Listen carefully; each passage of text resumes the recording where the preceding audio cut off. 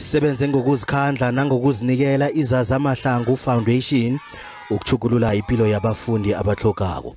Nonyaka nje inikela abafundi izambatho zakanokutsho, amarogo efetsheni akhambisana namanyathelo akhona nensudu.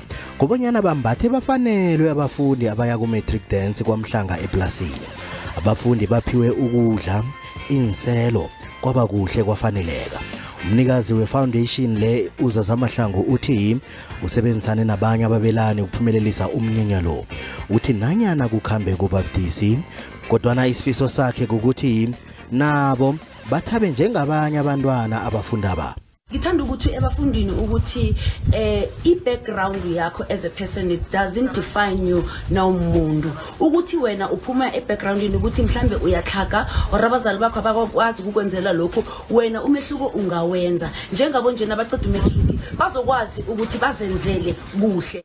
Bathokoza abaqedi abotithere nabantwana ngesekelo abalitholeko. We appreciate a lot the sacrifice that she made. I'm sure she had sleepless nights, she had so many no's, she had so many maybes, she had so many frustrations. But we thank God that we're finally here. Kuyasijabulisa ukuba khona la cause vele esikoleni sithi abazali bethu bengeke baze ba-afford.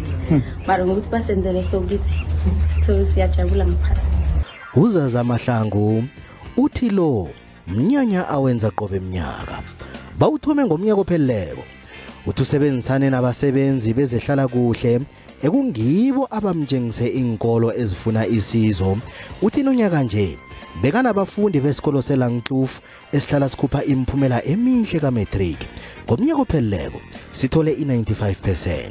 uMahlangu uthi umnyanya lo uzokubanjwa qobe mnyaka. Ndabenze SABC ngingusitshaba Mahlangu.